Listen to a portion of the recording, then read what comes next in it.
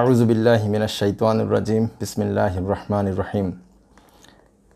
ইবনে Hisham শুরু করছি ১২তম পর্ব। ১২তম পর্ব শুরু হচ্ছে আবদুল্লাহ ইবনে জাহাশের নেতৃত্বে সামরিক অভিযান। রাসূলুল্লাহ সাল্লাল্লাহু আলাইহি সাল্লাম রজব মাসে আবদুল্লাহ ইবনে জাহাশের নেতৃত্বে প্রথম বদর অভিযান থেকে প্রত্যাগত মুহাজিরদের ৮ জনের সমন্বয়ে গঠিত একটি বাহিনী পাঠালেন। তাদের মধ্যে কোনো আনসারকে অন্তর্ভুক্ত করলেন না। তিনি আবদুল্লাহ ইবনে জাহাশকে একটি পত্র দিয়ে বললেন যে ২ দিন পথ চলার পর এই পত্রখানা খুলে পড়বে, তার আগে নয়। চিঠি পড়ার পর তাতে যে নির্দেশ দেওয়া হয়েছে সেই অনুসারে কাজ করবে এবং সঙ্গীদের কারো উপর কোনো কিছু জোর করে চাপিয়ে দিবে না। ২ দিন পর পথ চলার পর আবদুল্লাহ ইবনে জাহাশ চিঠি খুলে পড়লেন। তাতে লেখা ছিল, আমার এই চিঠি যখন তুমি পড়বে তখনই রওনা হয়ে মক্কা ও তায়েফের মধ্যবর্তী নাখলা নামক স্থানে গিয়ে যাত্রাবিরতি করবে। সেখানে কুরাইশদের জন্য ওত পেতে থাকবে এবং কোনো তথ্য পেলে আমাকে জানাবে। আবদুল্লাহ ইবনে জাহাশ চিঠিখানা পড়েই বললেন, আমি মেনে নিলাম ও অনুগত রইলাম। অতঃপর সঙ্গীদের বললেন, রাসূলুল্লাহ সাল্লাল্লাহু আলাইহি সাল্লাম আমাকে নাখলায় গিয়ে কুরাইশদের জন্য ওত পেতে থাকতে বলেছেন এবং কোনো খবর জানলে তা তাকে জানাতে বলেছেন। আর এ ব্যাপারে তোমাদের কারো উপর বাধ্যতামূলক কোনো দায়িত্ব চাপাতে নিষেধ করেছেন। তোমাদের মধ্যে কেউ যদি শাহাদাত লাভে ইচ্ছুক থাকে তবে সে যেন যায়, আর যে তা চায় না সে যেন ফিরে যায়। তবে আমি রাসূলুল্লাহ সাল্লাল্লাহু আলাইহি সাল্লামের নির্দেশ পালন করব। একথা বলার পর আবদুল্লাহ ইবনে জাহাশের সঙ্গে সবাই রওনা হয়ে গেল। কেউই ফিরে গেল না। তিনি হিজাজে প্রবেশ করলেন। বাহরান নামক স্থানে সাদ ইবনে আবু ওয়াক্কাস ও উতবা ইবনে গাজওয়ান তাদের উট হারিয়ে ফেললেন। তারা ২ জন ওই উটকে অনুসরণ করে চলছিলেন। ফলে ওই উট খুঁজে বের করার উদ্দেশ্যে তারা আবদুল্লাহ ইবনে জাহাশ থেকে পিছিয়ে পড়লেন। আর আবদুল্লাহ ইবনে জাহাশ ও তার সঙ্গীগণ যাত্রা অব্যাহতি রাখলেন। চলতে চলতে তারা নাখলাতে পৌঁছে যাত্রাবিরতি করলেন। এই সময় তাদের নিকট দিয়ে কুরাইশদের একটি কাফিলা কিসমিস ও চামড়া বহন করে নিয়ে যাচ্ছিল। আর সেই সাথে কুরাইশদের অন্যান্য পণ্যদ্রব্যও ছিল। এই দলের মধ্যে আমর ইবনে হাদরামি, উসমান ইবনে আবদুল্লাহ ও তার ভাই নওফল ইবনে আবদুল্লাহ এবং হাকাম ইবনে কাইসান ছিল। আবদুল্লাহ ইবনে জাহাশের দল তাদেরকে দেখে ঘাবড়ে গেল, কেননা তারা তাদের খুব নিকটে পৌঁছে গিয়েছিল। উক্কাশা ইবনে মহসান ওদের কাছে চলে গেলেন। তার মাথা মুন্ডানো ছিল। তাকে দেখে কুরাইশরা আশ্বস্ত হলো, বলল, এরা স্থানীয় বাসিন্দা, এদের দিক থেকে কোনো ভয় নেই। ওদিকে মুসলমানগণ কুরাইশদের ব্যাপারে পরামর্শে বসলেন। ওই দিন ছিল রজব মাসের শেষ দিন। সকলে মত প্রকাশ করলেন যে আজকে কুরাইশদের এই কাফিলাকে ছেড়ে দিলে এর পরই তারা হারাম শরীফের এলাকায় প্রবেশ করবে এবং আমাদের হাত থেকে নিরাপত্তা লাভ করবে। সকলে মত প্রকাশ করলেন যে আজকে কুরাইশদের এই কাফিলাকে ছেড়ে দিলে এরপরই তারা হারাম শরীফের এলাকায় প্রবেশ করবে এবং আমাদের হাত থেকে নিরাপত্তা লাভ করবে। পক্ষান্তরে আজ যদি তাদেরকে হত্যা করা হয় তাহলে নিষিদ্ধ মাসের মধ্যে রক্তপাত ঘটানোর দোষে দোষী হতে হবে। তাই তারা দ্বিধাদ্বন্দ্বের মধ্যে পড়ে গেলেন এবং কুরাইশ কাফিলার বিরুদ্ধে কোনো পদক্ষেপ গ্রহণ করতে সংকোচ বোধ করতে লাগলেন। কিন্তু কিছুক্ষণের মধ্যেই তারা দ্বিধাদ্বন্দ্ব ঝেড়ে ফেললেন এবং দৃঢ় সংকল্পবদ্ধ হয়ে একমত হলেন যে যাকে যাকে পারা যায় হত্যা করতে হবে এবং তাদের যার কাছে যা আছে তা নিয়ে নিতে হবে। ওয়াকিদ ইবনে আবদুল্লাহ তামিমি আমর ইবনে হাদরামিকে বর্ষার আঘাতে হত্যা করলেন, আর ওসমান ইবনে আবদুল্লাহ ও হাকাম ইবনে কাইসানকে বন্দী করলেন। নওফল ইবনে আবদুল্লাহ পালিয়ে আত্মরক্ষা করল। তাকে কিছুতেই ধরা সম্ভব হলো না। অতঃপর আবদুল্লাহ ইবনে জাহাশ কাফিলার অবশিষ্ট লোক ও বন্দীজনকে নিয়ে মদিনায় রাসূল সাল্লাল্লাহু আলাইহি সাল্লামের নিকট উপস্থিত হলেন। রাসূলুল্লাহ সাল্লাল্লাহু আলাইহি সাল্লাম বললেন, আমি তো তোমাদেরকে নিষিদ্ধ মাসে যুদ্ধ করতে বলিনি। অতঃপর তিনি কাফিলা ও বন্দীদেরকে আটকে রাখলেন এবং তাদের সম্পদ গ্রহণ করতে অস্বীকার করলেন। রাসূলুল্লাহ সাল্লাল্লাহু আলাইহি সাল্লামের এই উক্তিতে আবদুল্লাহ ইবনে জাহাশ সবার সামনে খাটো ও লাজবাব হয়ে গেলেন। তার দলের লোকেরা ভাবলেন তাদের সর্বনাশ হয়ে গেছে। মুসলমানরা এই কাজের জন্য তাদেরকে তিরস্কার করলেন। ওদিকে কুরাইশরা বলতে লাগলো, মুহাম্মদ ও তার সহচররা নিষিদ্ধ মাসে পবিত্রতা লঙ্ঘন করেছে। তারা নিষিদ্ধ মাসে রক্তপাত ঘটিয়েছে, অন্যের সম্পদ হস্তগত করেছে এবং লোকজনকে বন্দী করেছে। মক্কাতে যে কয়জন মুসলমান তখনও ছিলেন তাদের একজন জবাব দিলেন, মুসলমানরা যা করেছে শাবান মাসে করেছে। এই প্রচারণা অভিযান যখন ব্যাপক আকার ধারণ করল তখন আল্লাহ তাআলা রাসূলুল্লাহ সাল্লাল্লাহু আলাইহি সাল্লামের প্রতি আয়াত নাজিল করলেন, তারা তোমাকে নিষিদ্ধ মাসের যুদ্ধে লিপ্ত হওয়া সম্পর্কে জিজ্ঞেস করে, করছে। তুমি বলো, এই মাসে যুদ্ধে লিপ্ত হওয়া অন্যায়, তবে আল্লাহর কাছে তার চেয়েও বড় অন্যায় হলো আল্লাহর পথ থেকে মানুষকে ফিরিয়ে রাখা, কুফরি করা, মসজিদে হারামে যেতে বাধা দেওয়া এবং মসজিদে হারামের অধিবাসীদেরকে সেখান থেকে বহিষ্কার করা। বস্তুত নির্যাতনের মাধ্যমে মানুষকে বিপদগামী করা হত্যার চেয়েও বড় অপরাধ। তারা অবিরতভাবে তোমাদের সাথে যুদ্ধে লিপ্ত, যাতে করে সাধ্যে কুলালে তোমাদেরকে ধর্মান্তরিত করতে পারে। সূরা আল বাকারা। অর্থাৎ তোমরা যদি হারাম মাসে হত্যাকাণ্ড করেও থাকো, তবে তারা তো আল্লাহর পথে চলতে তোমাদেরকে বাধা দিয়েছে, সেই সাথে কুফরিও করেছে এবং মসজিদে হারামে তোমাদেরকে যেতে দেয়নি। আর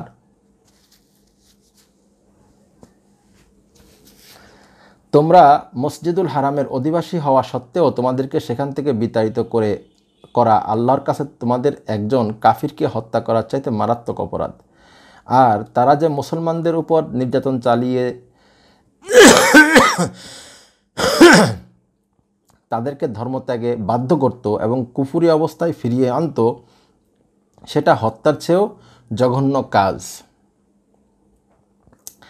আর এই জঘন্যতম অন্যায় কাজ তারা তোমাদের সাথে অবিরতভাবেই করে চলেছে এবং তা থেকে ফিরছে না বা তাওবাও করছে না।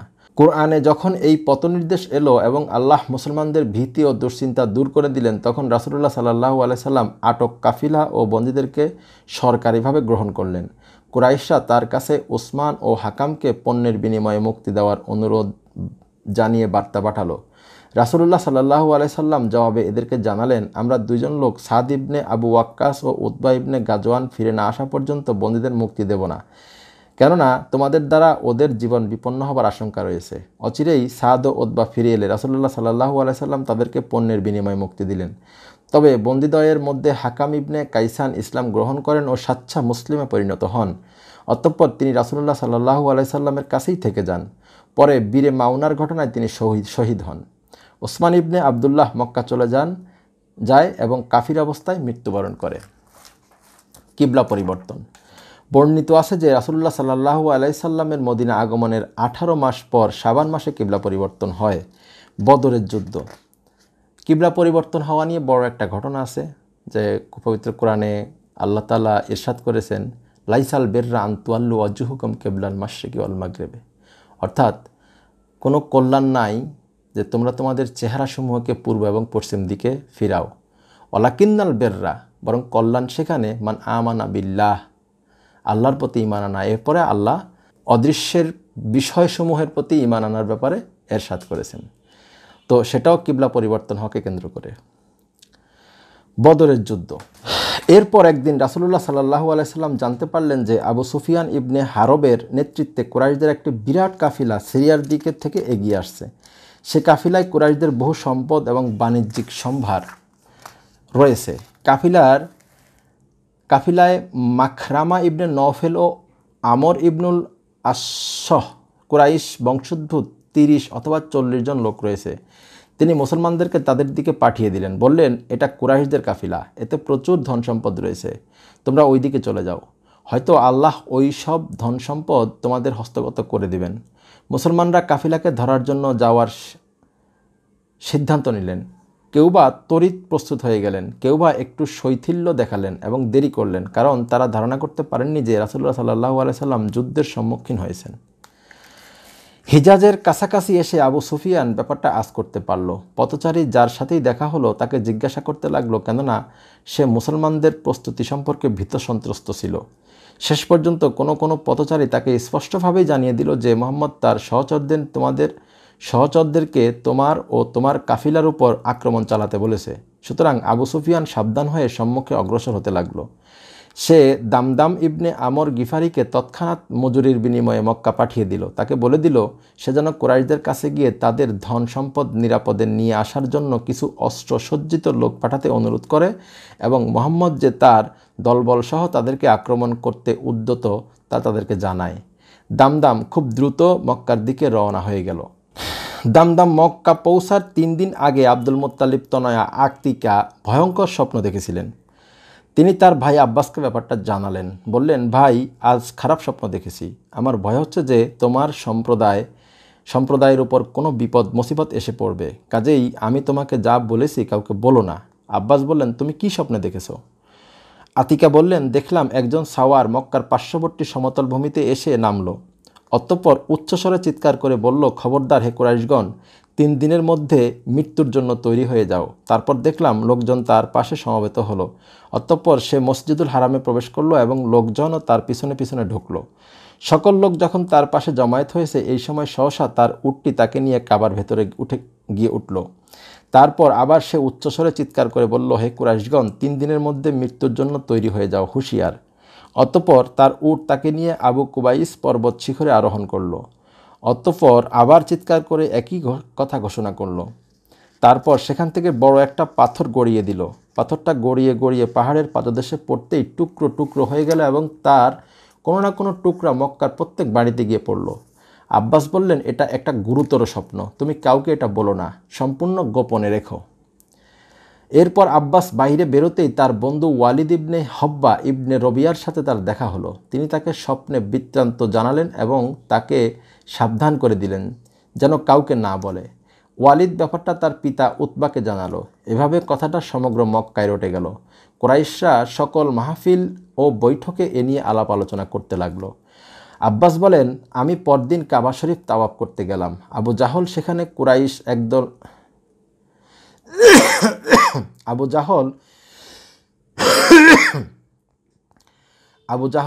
কুরাইশ একদল লোকের সাথে আতিকার স্বপ্ন নিয়ে আলাপ করছিল। আবু জাহল আমাকে দেখেই বলল, আব্বাস, তাওয়াফ শেষ করে এদিকে এসো। তাওয়াফ শেষ করে আমি তার কাছে গিয়ে বসলাম। আবু জাহল আমাকে বলল, হে আব্দুল মুত্তালিব পুত্র, এই মহিলা নবী কবে তোমাদের এসব কথা বলেছে? আমি বললাম, কিসের কথা? আবু জাহল আতিকার দেখা সেই স্বপ্নের কথা। আমি বললাম, সে কি স্বপ্ন দেখেছে? আবু জাহেল, হে আব্দুল মুত্তালিব পুত্র, তোমাদের পুরুষরা নবুয়াতি করতে করতে অবশেষে তোমাদের মহিলারাও দেখছি নবুয়াতি শুরু করে দিল।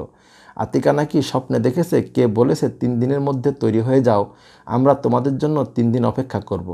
যদি কথা সত্য হয় তাহলে তো যা হবার হবে, আর যদি 3 দিন অতিক্রান্ত হওয়া যাওয়ার পরও কিছু না ঘটে তাহলে আমরা তোমাদের সম্পর্কে লিখিত ঘোষণা জারি করে দেব যে আরবে তোমাদের মতো মিথ্যাবাদী পরিবার আর নেই।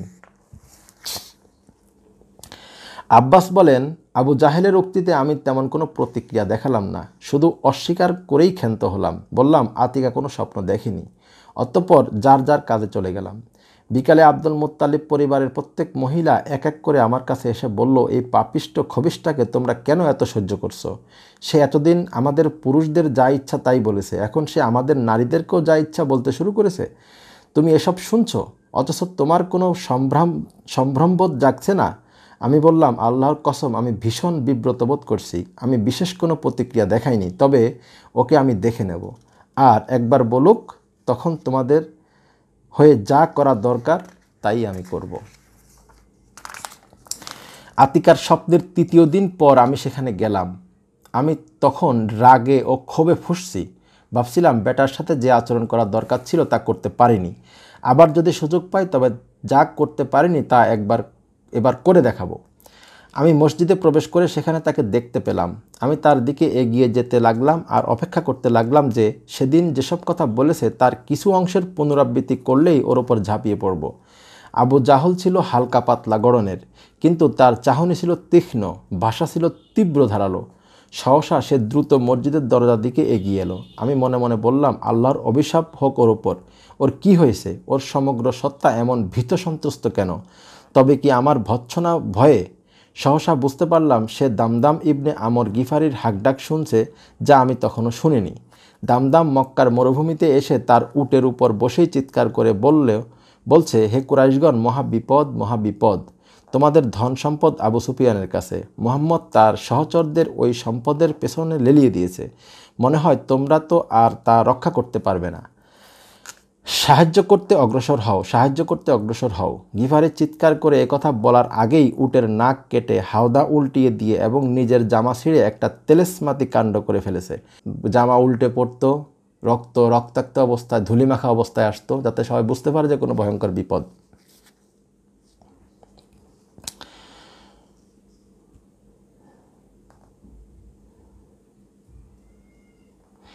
এই ভয়াবহ ঘটনার কারণে আমরা কেউ কারো প্রতি মনোযোগী হতে পারলাম না। লোকজন অতি দ্রুত প্রস্তুত হয়ে গেল। তারা বলতে লাগলো, মুহাম্মদ ও তার সাঙ্গপাঙ্গরা কি মনে করেছে যে আমরা ইবনুল হাদ্রামির কাফিলার মতো অসহায়? কখনো না, এবার তারা অবশ্যই অন্যরকম অভিজ্ঞতা লাভ করবে। সেদিন তারা মাত্র 2 জনের মোকাবেলায় এমন ধৃষ্টতা দেখাতে পেরেছে, তাও এমন ধরনের লোকজন যে হয় যুদ্ধের ময়দান থেকে বেরিয়ে যেতে চায়, নতুবা নিজের জায়গায় অন্যকে পাঠাতে চায়। আর আজ গোটা কুরাইশ গোত্র যুদ্ধের প্রস্তুতি নিয়েছে। কুরাইশদের কোনো গণ্যমান্য লোক আজ বাদ পড়েনি, কেবলমাত্র আবু লাহাব বাদ পড়েছে এবং তার জায়গায় আশি ইবনে হিশাম ইবনে মুগিরাকে পাঠিয়েছে। এই ব্যক্তির নিকট আবু লাহাব 4000 দিরহাম পাওনা ছিল। সে দারিদ্র্যের জন্য ওই ঋণ শোধ করতে পারেনি, সেজন্য ওই পাওনা টাকার বিনিময়ে সে তাকে যুদ্ধে পাঠিয়ে দেয় তার স্থলাভিষিক্ত করে। উমাইয়া ইবনে খালাফও যুদ্ধে না যাওয়ার সিদ্ধান্ত নিয়েছিল। সে ছিল স্থূলদেহী, রাশভারী এবং বৃদ্ধ। ওকবা ইবনে আবু মুয়াইয়দ তার কাছে এলো। উমাইয়া তখন মসজিদুল হারামে লোকজনের সাথে বসেছিল। সে তাকে চন্দন কাঠের তৈরি একটা সুগন্ধি দ্রব্য দিয়ে বলল, নাও, এটা নিয়ে সুবাসিত হও, কারণ তুমি তো মেয়ে মানুষ। উমাইয়া বলল, দূর হয় এখান থেকে, আল্লাহ তোকে কুৎসিত করে দিক। লজ্জা পেয়ে বুড়ো উমাইয়া অতঃপর যুদ্ধে যাওয়ার প্রস্তুতি নিল। প্রস্তুতি নেওয়া সম্পন্ন হলো এবং রণাঙ্গনে যাওয়ার জন্য সবাই বদ্ধপরিকর হলো। তখন তাদের সাথে বনু বাকর ইবনে আবদে মানাতের যে যুদ্ধ হয়েছিল তার কথা মনে করে তারা বলল, আমাদের আশঙ্কা হয় যে ওরা পেছন দিক থেকে আমাদের উপর হামলা করতে পারে।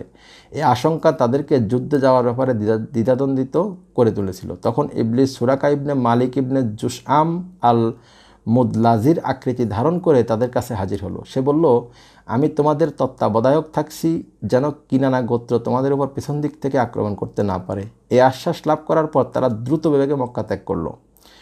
ওদিকে রাসূলুল্লাহ সাল্লাল্লাহু আলাইহি সাল্লাম ও তার সাহাবাদেরকে সঙ্গে নিয়ে অভিযান বেরিয়ে পড়লেন। তখন রমজান মাসের কয়েকটা দিন অতিবাহিত হয়েছে। তিনি আমর ইবনে উম্মে মাকতুমকে নামাজ পড়ানোর দায়িত্বে নিয়োজিত করলেন আর আবু লুবাবাকে রাওহা থেকে ফিরিয়ে এনে মদিনায় তত্ত্বাবধানের দায়িত্বে নিয়োজিত করলেন। মুসআব ইবনে উমাইয়ের হাতে সাদা পতাকা তুলে দিলেন। রাসূলুল্লাহ সাল্লাল্লাহু আলাইহি সাল্লামের সামনে ছিল দুটো কালো পতাকা। তার একটা ছিল আবু তালিব তনয় আলীর নিকট এবং এটির নাম ছিল ঈগল, অপরটি ছিল জনৈক আনসারের নিকট। ওই দিন রাসূলুল্লাহ সাল্লাল্লাহু আলাইহি সাল্লামের সাহাবাদের কাছে সর্বমোট 70টি উট ছিল। তারা পালাক্রমে ওই উটগুলোতে আরোহণ করতে লাগলেন। রাসূলুল্লাহ সাল্লাল্লাহু আলাইহি সাল্লাম আলী ইবনে আবু তালিব ও মুরসাদ ইবনে আবু মুরসাদ একটি উটের পিঠে পালাক্রমে আরোহণ করতে লাগলেন, আর হামজা ইবনে আব্দুল মুত্তালিব এবং রাসূলুল্লাহ সাল্লাল্লাহু আলাইহি সাল্লামের 2 ভৃত্য জায়েদ ইবনে হারিসা ও আবু কাবসা আরোহণ করতে লাগলেন আরেকটিতে চড়তে লাগলেন আবু বকর, ওমর ও আব্দুর রহমান ইবনে আউফ।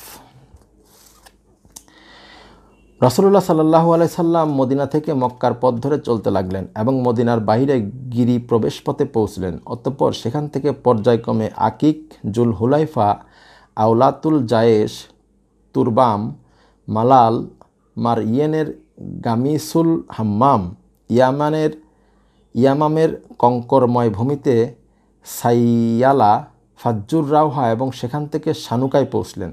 সেখান থেকে আরজুক জারিয়াহ নামক স্থানে পৌঁছলে এক বেদুইনের সাথে দেখা হলো। বেদুইনকে জিজ্ঞেস করলেন সে কোনো লোকজনকে দেখেছে কিনা, কিন্তু তার কাছে কোনো খবর পাওয়া গেল না।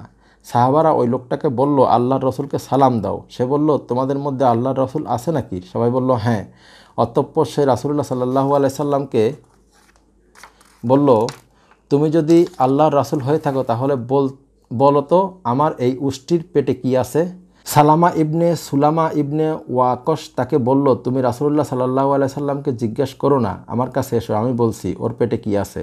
তুমি ওই উষ্টিটার সাথে সঙ্গম করেছিলে, তাই ওর পেটে তোমার উর্সের একটা ছাগলের বাচ্চা রয়েছে। রাসূলুল্লাহ সাল্লাল্লাহু আলাইহি সাল্লাম সঙ্গে সঙ্গে সালামাকে ধমক দিয়ে বললেন, চুপ করো, লোকটার সাথে তুমি অশ্লীল কথা বলছো। অতঃপর অন্যদিকে মনোযোগ দিলেন। রাসূলুল্লাহ সাল্লাল্লাহু আলাইহি সাল্লাম রাওহার সাজ্জাজ নামক কূপের নিকট গিয়ে যাত্রাবিরতি করলেন। সেখান থেকে আবার রওনা হলেন। কিছুদূর গিয়ে মক্কার পথ ত্যাগ করে ডান দিকের পথ ধরে নাজিয়া অভিমুখে যাত্রা করলেন। তার গন্তব্যস্থল ছিল বদরের নিকটবর্তী একটি জায়গায় পৌঁছে তিনি রুহকান নামক একটি উপত্যকা পাড়ি দিলেন। এই উপত্যকাটি নাজিয়া ও সাফরা গিরিপথের মধ্যস্থলে অবস্থিত। সেখান থেকে তিনি গিরিপথে গিয়ে উপনীত হলেন। অতঃপর সেখান থেকে নেমে সাফরার নিকট পৌঁছলেন। এখানে পৌঁছে তিনি বাস ইবনে আমর জুহানি ও আদি ইবনে আবু জাকবা জুহানিকে বদর এলাকায় পাঠালেন আবু সুফিয়ান ইবনে হারব ও অন্যদের সম্পর্কে খোঁজখবর নেওয়ার জন্য। ওই দুজনকে আগে পাঠিয়ে দেওয়ার পর রাসূলুল্লাহ সাল্লাল্লাহু আলাইহি সাল্লাম বদর অভিমুখে রওনা হলেন। প্রতিমধ্যেই তিনি জানতে পারলেন যে কুরাইশরা তাদের বাণিজ্য কাফিলাকে রক্ষা করার জন্য সদল বলে মক্কা থেকে যাত্রা করেছে। রাসূলুল্লাহ সাল্লাল্লাহু আলাইহি সাল্লাম এই খবর সাহাবাদের জানালেন এবং এই মুহূর্তে তাদের কী করা উচিত সে সম্পর্কে সকলের সাথে পরামর্শ করলেন। সর্বপ্রথম আবু বকর সিদ্দিক রাদিয়াল্লাহু আনহু উঠে দাঁড়ালেন এবং তার মতামত অতি চমৎকারভাবে ব্যক্ত করলেন। এরপর মিকদাদ ইবনে আমর দাঁড়িয়ে বললেন, হে আল্লাহর রসুল, আল্লাহ আপনাকে যেদিকে চলতে বলেছেন সেদিকে এগিয়ে চলুন। আল্লাহর কসম, বনি ইসরাইল যেমন মুসা আলাইহিস সালামকে বলেছে তুমি আর তোমার রব গিয়ে যুদ্ধ করো, আমরা এখানেই বসে রইলাম, আমরা সেরকম কথা আপনাকে বলবো না। বনি ইসরাইল বলছিল ফাজহাব আনতা ওয়া রাব্বুকা হাউনা কায়েদুন, মানে তুমি এবং তোমার রব যা গিয়ে যুদ্ধ করো, আমরা এখানে বসে দাঁড়িয়ে থাকবো, সেটাই বলল। হ্যাঁ, আমরা বলছি আপনিও আপনার রব গিয়ে লড়াই করুন, আমরাও আপনার সাথে রবের সহযোগিতা হয়ে লড়াই করতে শরিক আছি। সেই মহান সত্তার শপথ যিনি আপনাকে সত্য বিধান দিয়ে পাঠিয়েছেন, আপনি যদি আমাদের নিয়ে সুদূর ইয়ামানের বারকুল গিমাদেও যান, সেখানেও আমরা আপনার সঙ্গী হয়ে সেখানে যাব। রাসূলুল্লাহ সাল্লাল্লাহু আলাইহি সাল্লাম মিকদাদকে ধন্যবাদ দিলেন এবং তার জন্য দোয়া করলেন। অতঃপর রাসূল সাল্লাল্লাহু আলাইহি সাল্লাম আনসারদেরকে সম্বোধন করে বললেন, তোমরা আমাকে পরামর্শ দাও। আনসারদের এত গুরুত্ব দানের কারণ ছিল এই যে তারা ছিল মুসলমানদের সহায়। তারা যখন আকাবাতে বাইয়াত করেছিল তখন বলেছিল, হে আল্লাহর রাসূল, আপনি যতদিন আমাদের আবাসভূমিতে না যাবেন ততদিন আমরা আপনার দায়িত্ব নিতে অপারগ। যখন আপনি আমাদের কাছে যাবেন তখন আমাদের দায়িত্বে থাকবেন। আমরা আমাদের ছেলে মেয়ে ও স্ত্রীদেরকে যেভাবে সব রকমের বিপদ থেকে রক্ষা করি, ঠিক সেইভাবে আপনাকে রক্ষা করব। এজন্য রাসূলুল্লাহ সাল্লাল্লাহু আলাইহি সাল্লাম আশঙ্কা করেছিলেন যে আনসাররা হয়তো মনে করতে পারে যে মদিনায় রাসূলুল্লাহ সাল্লাল্লাহু আলাইহি সাল্লাম শত্রু দ্বারা আক্রান্ত হলেই কেবল তাদের উপর তারা সাহায্য করার ও তাকে রক্ষা করার দায়িত্ব বার্তায়। আনসাররা এরূপ ভেবে থাকতে পারে যে রাসূলুল্লাহ সাল্লাল্লাহু আলাইহি সাল্লাম তাদেরকে তাদের আবাসভূমির বাইরে কোনো শত্রুর বিরুদ্ধে অভিযান চালাতে যেতে চাইলে তার সাথে যাওয়া তাদের দায়িত্ব নয়। তাই তিনি যখন আনসারদেরকে সম্বোধন করলেন তখন সাদ ইবনে মুয়াজ বললেন, হে আল্লাহর রাসূল, আপনি বোধহয় আমাদের মতামত জানতে চাচ্ছেন। রাসূলুল্লাহ সাল্লাল্লাহু আলাইহি সাল্লাম বললেন, হ্যাঁ। সাদ বললেন, আমরা আপনার প্রতি ঈমান এনেছি এবং আপনার দাওয়াতকে সত্য বলে স্বীকার করেছি। আমরা সাক্ষ্য দিয়েছি যে আপনি যে বিধান নিয়ে এসেছেন তা পরম সত্য। আর এই প্রত্যয়ের ভিতরেই আমরা আপনার কাছে অঙ্গীকার ও প্রতিশ্রুতি দিয়েছি যে আমরা আপনার নির্দেশ মানব এবং আনুগত্য করব। হে আল্লাহর রাসূল, তাই আপনি যা ভালো মনে করেন করুন, আমরা আপনার সাথে আছি। সেই আল্লাহর শপথ যিনি আপনাকে সত্য সহ পাঠিয়েছেন, সামনে এক সমুদ্র পাড়ি দিয়ে আপনি যদি তার অথই পানিতে নামেন, আমরাও আপনার সাথে নামব। আমাদের একটি লোকও আপনাকে ছেড়ে পেছনে থাকবে না। আগামীকাল যদি আপনি আমাদের সাথে নিয়ে শত্রুর মুখোমুখি হতে চান, তাতেও আমাদের কোনো আপত্তি থাকবে না। আমরা যুদ্ধে ধৈর্যশীল এবং শত্রুর মোকাবেলায় সংকল্পে অবিচল। আশা করি আল্লাহ আপনাকে আমাদের এমন তৎপরতা দেখবার সুযোগ দেবেন যাতে আপনার চোখ জুড়িয়ে যাবে। আল্লাহর রহমতের উপর নির্ভর করে আমাদের নিয়ে আপনি এগিয়ে চলুন। রাসূলুল্লাহ সাল্লাল্লাহু আলাইহি সাল্লাম সাদের বক্তব্য শুনে খুশি হলেন এবং খুবই উৎসাহিত বোধ করলেন। অতঃপর বললেন, তোমরা বেরিয়ে পড়ো। আল্লাহ আমাকে প্রতিশ্রুতি দিয়েছেন যে দুই কাফিলার যে কোনো একটি আমাদের হাতে পরাভূত হবে। আল্লাহর কসম, আমি যেন এখনই কুরাইশদের শোচনীয় মৃত্যু ঘটতে দেখছি। অতঃপর রাসূলুল্লাহ সাল্লাল্লাহু আলাইহি সাল্লাম বদর প্রান্তরের কাছাকাছি গিয়ে তাঁবু স্থাপন করলেন। তারপর তিনি নিজের আর একজন সাহাবাকে নিয়ে টহল দিতে বেরোলেন। কিছুদূর গিয়ে জনৈক বৃদ্ধ আরবের সাক্ষাৎ পেলেন। তিনি কুরাইশদের কথা কিছু জানেন কিনা এবং মুহাম্মদ ও তার সহচরদের সম্পর্কে কোনো খবর শুনেছে কিনা জিজ্ঞেস করলেন। বৃদ্ধ বললেন, তোমরা কারা বলো, তা না হলে বলবো না। রাসূলুল্লাহ সাল্লাল্লাহু আলাইহি সাল্লাম বললেন, আমরা যা জানতে চেয়েছি সেটা আগে বলো, তারপর আমরা আমাদের পরিচয় দিব। বৃদ্ধ বলল, খবরের বিনিময়ে পরিচয়? তিনি বললেন, হ্যাঁ। তখন বৃদ্ধ বললেন, শুনেছি মুহাম্মদ ও তার সহচরগণ অমুক দিন যাত্রা শুরু করেছেন। এটা যদি সত্য হয় তাহলে তারা এখন অমুক জায়গায় থাকার কথা। আর কুরাইশদের সম্পর্কে শুনেছি তারা অমুক দিন রওনা দিয়েছেন। এটা যদি সত্য হয় তাহলে আজ তারা অমুক জায়গায় এসে পৌঁছার কথা। উভয় দল সত্যি যেখানে উপস্থিত হয়েছে, বৃদ্ধ সেই স্থানের কথাই বললেন। অতঃপর জিজ্ঞেস করলেন, তোমরা কোথা থেকে এসেছো? রাসূলুল্লাহ সাল্লাল্লাহু আলাইহি সাল্লাম বললেন, পানি থেকে। অন্য এক বর্ণনায় আছে একই পানি থেকে। বৃদ্ধ বললেন, পানি থেকে অর্থ কি? ইরাকের পানি? ইরাকের পানি থেকে নাকি? অতঃপর রাসূলুল্লাহ সাল্লাল্লাহু আলাইহি সাল্লাম তার সাহাবীদের কাছে এলেন। রাত্রে তিনি আলী ইবনে আবু তালেব, জুবাইর ইবনুল আওয়াম ও সাদ ইবনে আবি ওয়াক্কাস সহ একদল সাহাবীকে কুরাইশদের খোঁজখবর নিতে বদর প্রান্তরের পার্শ্ববর্তী জলাশয়ে পাঠালেন। সেখানে তারা কুরাইশদের এক পাল পানরত উট দেখতে পেলেন এবং তাদের মধ্যে বনু হুজ্জাজ গোত্রের ভৃত্য আসলাম ও বনু আস ইবনে সাইদের ভৃত্য আরিদ আবু ইয়াসারের সাক্ষাৎ পেলেন। তারা ওই ভৃত্যদ্বয়কে সাথে নিয়ে এলেন। তখন রাসূলুল্লাহ সাল্লাল্লাহু আলাইহি সাল্লাম নামাজ পড়ছিলেন। তাদেরকে জিজ্ঞাসা করা হলো, তোমরা কারা? তারা বলল, আমরা কুরাইশদের পানি বহনকারী, তাদের জন্য খাবার পানি নিতে আমাদেরকে পাঠিয়েছেন। মুসলমানগণ তাদের কথা বিশ্বাস করলেন না। তাদের ধারণা ছিল ওরা আবু সুফিয়ানের লোক। অতঃপর তাদেরকে প্রহার করা হলো। পিটুনির চোটে তারা স্বীকার করতে বাধ্য হলো যে তারা আবু সুফিয়ানের লোক। অতঃপর মুসলমানগণ তাদের ছেড়ে দিলেন। রাসূলুল্লাহ সাল্লাল্লাহু আলাইহি সাল্লাম নামাজ শেষ করে বললেন, ওরা যখন সত্য বলল তখন তোমরা ওদেরকে প্রহার করলে, আর যখন মিথ্যা বলল তখন ছেড়ে দিলে। এটা তোমাদের কেমন কাজ? ওরা ঠিকই বলেছে, ওরা কুরাইশদের লোক। তোমরা আমাকে কুরাইশদের খবর বলো। তারা বলল, আল্লাহর কসম, ওই যে দূর প্রান্তরে বালুর টিলাটা দেখছেন, আর ওর অপর পাশেই তারা রয়েছে। রাসূলুল্লাহ সাল্লাল্লাহু আলাইহি সাল্লাম জিজ্ঞেস করলেন, ওরা সংখ্যায় কত? আসলাম ও আরিদ বলল, জানি না। তিনি বললেন, প্রতিদিন কয়টা জন্তু জবাই করে? তারা বলল, কোনো দিন 10টা, কোনো দিন 9টা। রাসূলুল্লাহ সাল্লাল্লাহু আলাইহি সাল্লাম বললেন, তাহলে ওদের সংখ্যা 900 থেকে 1000-এর মধ্যে হবে। অতঃপর জিজ্ঞেস করলেন, কুরাইশ নেতাদের মধ্যে কে কে এসেছে? তারা বলল, উতবা ইবনে রবিয়া, সাইবা ইবনে রবিয়া, আবুল বখতারি ইবনে হেশাম, হাকিম ইবনে হিজাম, নাওফেল ইবনে খুয়াইলিদ, হারেস ইবনে আমের ইবনে নাওফেল, তুয়াইমা ইবনে আদি ইবনে নাওফেল, নাদার ইবনে হারেস জামা ইবনে আসওয়াদ, আবু জাহল ইবনে হিশাম, উমাইয়া ইবনে খালাফ, হুজাজের 2 পুত্র নাবি ও মুনাব্বিহ, সুহাইল ইবনে আমর এবং আমর ইবনে আব্দুল উদ। এই বিবরণ নেওয়ার পর রাসূলুল্লাহ সাল্লাল্লাহু আলাইহি সাল্লাম মুসলিমদেরকে সামনে গিয়ে বললেন, মক্কা তোমাদের নিকট তার কলিজার টুকরাগুলাকে পাঠিয়ে দিয়েছে। ইতিপূর্বে বাসবাস ইবনে আমর ও আদি ইবনে আবু জাগবা টহল দিতে দিতে বদর প্রান্তরে এসে থামে। তারা জলাশয়ের নিকটবর্তী একটা পাহাড়ের কাছে গিয়ে উট থেকে নামলো এবং একটা মশকে পানি ভরে নিল। মজদি ইবনে আবু আমর জুহানি তখন জলাশয়ের কিনারে ছিল। জলাশয়ের কাছে আগত লোকদের মধ্যে 2টি বাদী ছিল।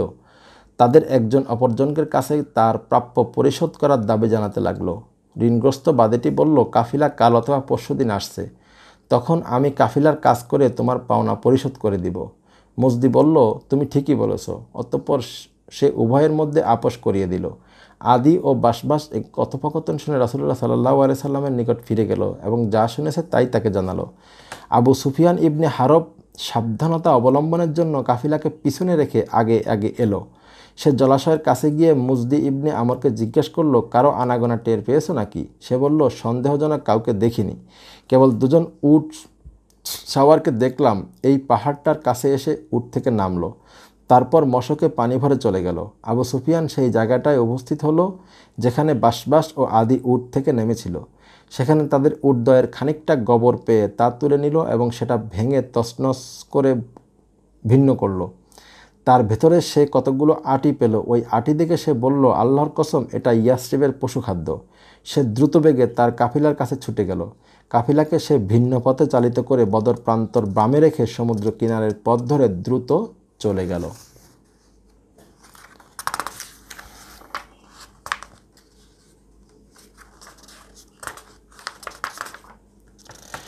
অতঃপর রাসূলুল্লাহ সাল্লাল্লাহু আলাইহি সাল্লাম বদর প্রান্তরের কাছাকাছি গিয়ে তাঁবু স্থাপন করলেন। তারপর তিনি নিজে আর একজন সাহাবাকে নিয়ে টহল দিতে বেরোলেন। কিছুদূর গিয়ে জনৈক বৃদ্ধ আরবের সাক্ষাৎ পেলেন। তিনি কুরাইশদের কথা কিছু জানেন কিনা, মুহাম্মদ ও তার সহযোদ্ধাদের সম্পর্কে কথা শুনেছেন কিনা।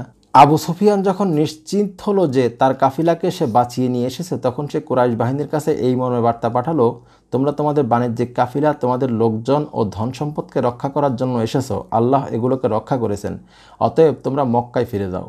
জবাবে আবু জাহল বলল, বদরের মেলা পর্যন্ত না গিয়ে আমরা কিছুতেই ফিরব না। ওখানে 3 দিন থাকব, পশু জবাই করে ধুমধাম করে খাবারের আয়োজন করব, মদ খাবো, গায়িকারা বাদ্য বাজিয়ে গান গাইবে, আরবদেরকে আমাদের অভিযানের কথা ও বাহিনী গড়ে তোলার কাহিনী শোনাবো। এভাবে তাদের মন আমাদের ভীতি চিরকালের জন্য বদ্ধমূল হয়ে যাবে। অতএব মেলায় চলো। উল্লেখ্য যে বদরের প্রান্তরে প্রতি বছর একটি মেলা বসত এবং তা ছিল আরবের নামকরা মেলা। অতঃপর কুরাইশরা তাদের আয়োজন ও প্রস্তুতি অব্যাহত রাখল। তারা বদর প্রান্তরের অপেক্ষাকৃত দূরবর্তী মরুময় টিলার অপর পার্শ্বে গিয়ে তাঁবু ফেলল। আল্লাহ প্রবল বৃষ্টি নামালেন। প্রান্তরের মাটি তেমন ঊষর ছিল না, খানিকটা রসালো ছিল। রাসূলুল্লাহ সাল্লাল্লাহু আলাইহি সাল্লাম ও তার সাহাবীগণ এতটা বৃষ্টি পেলেন যে তাদের অবস্থানস্থলের মাটি ভিজে গেল, কিন্তু চলাচলে কোনো অসুবিধার সৃষ্টি করল না। পক্ষান্তরে কুরাইশদের অবস্থাস্থলের মাটি এত বেশি স্যাঁতসেঁতে হয়ে গেল যে তাদের চলাচলের অসম্ভব হয়ে দাঁড়ালো। রাসূলুল্লাহ সাল্লাল্লাহু আলাইহি সাল্লাম মুসলিম বাহিনীকে আরও বেশি পানি জমা হয়েছে এমন জায়গায় সরিয়ে নিলেন। হুবাব ইবনে মনজির বললেন, ইয়া রাসূলুল্লাহ, এই জায়গাটা কি আপনি আল্লাহর নির্দেশক্রমেই বাছাই করেছেন, যার থেকে আমরা একটুও এদিক ওদিক সরতে পারি না? অথবা এটা কি আপনার নিজের রণকৌশল অভিমত? তিনি বললেন, এটা নেহায়েত একটা রণকৌশল এবং আমার নিজস্ব অভিমত। হুবাব বললেন, ইয়া রাসূলুল্লাহ, এই জায়গাটা বাছাই করা ঠিক হয়নি, অতএব সবাইকে নিয়ে এখান থেকে সরে পড়ুন।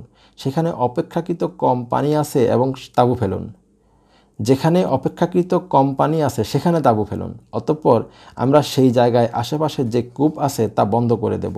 তার উপর চৌবাচ্চা তৈরি করে সেটা পানি দিয়ে ভরে রাখব। অতঃপর শত্রুপক্ষের সাথে লড়াই করব, ফলে আমরা পর্যাপ্ত খাবার পানি পাবো, কিন্তু ওরা পাবে না। রাসূলুল্লাহ সাল্লাল্লাহু আলাইহি সাল্লাম বললেন, তুমি ঠিক বলেছ। অতঃপর রাসূলুল্লাহ সাল্লাল্লাহু আলাইহি সাল্লাম সবাইকে নিয়ে উঠলেন। সামান্য পানি জমা স্থানে এসে তাঁবু ফেললেন। অতএব পানির কূপ বন্ধ করে দেওয়ার নির্দেশ দিলেন এবং তাই করা হলো। অতঃপর কূপের ওপর একটা চৌবাচ্চা তৈরি করে তাতে পানি ভরে রাখা হলো এবং তাতে পানির পাত্র ফেলে রাখা হয়েছিল। সাদ ইবনে মুআজ বলেন, হে আল্লাহর রাসূল, আমাদেরকে অনুমতি দিন, আমরা আপনার জন্য একটা সুরক্ষিত মঞ্চ তৈরি করি। আপনি তার ভেতরে থাকবেন এবং আমরা হব আপনার বহনকারী। অতঃপর শত্রুর মোকাবেলায় যাব। আল্লাহ যদি আমাদেরকে বিজয়ী করেন তাহলে আমাদের আশা পূর্ণ হবে, আর যদি তা না হয় তাহলে আপনাকে আমরা বহন করে নিয়ে যাব। আপনি অন্যান্য মুসলমানদের সাথে মিলিত হবেন। হে আল্লাহর নবী, বিপুল সংখ্যক মুসলমান আপনার সাথে শুধু এই জন্য আসতে পারেনি যে আপনি যুদ্ধে যাবেন তা তারা জানে না। তারা আপনাকে আমাদের চেয়ে কম ভালোবাসে না। তারা যদি জানতো যে আপনি যুদ্ধে যাচ্ছেন তাহলে তারা যুদ্ধে না এসে ক্ষান্ত হতো না। তাদের দিয়ে আল্লাহ আপনাকে রক্ষা করতেন এবং তারা আপনার হিতাকাঙ্ক্ষী হতো এবং আপনার সহযোগী হয়ে লড়াই করত। রাসূলুল্লাহ সাল্লাল্লাহু আলাইহি সাল্লাম সাদের কথা শুনে খুশি হলেন, তার প্রশংসা করলেন এবং তার কল্যাণের জন্য দোয়া করলেন। অতঃপর রাসূল সাল্লাল্লাহু আলাইহি সাল্লামের জন্য একটা সুরক্ষিত মঞ্চ তৈরি করা হলো এবং তিনি তার মধ্যে অবস্থান করতে লাগলেন।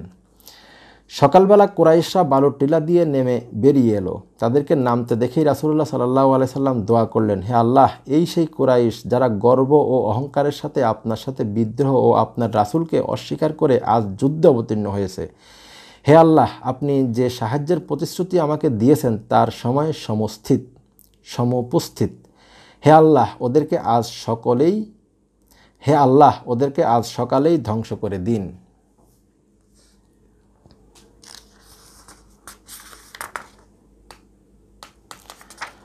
ধন্যবাদ সবাইকে। 12তম পর্ব এখানে শেষ করে দিলাম। 13তম পর্ব শুরু হবে বদরের পরবর্তী ঘটনা।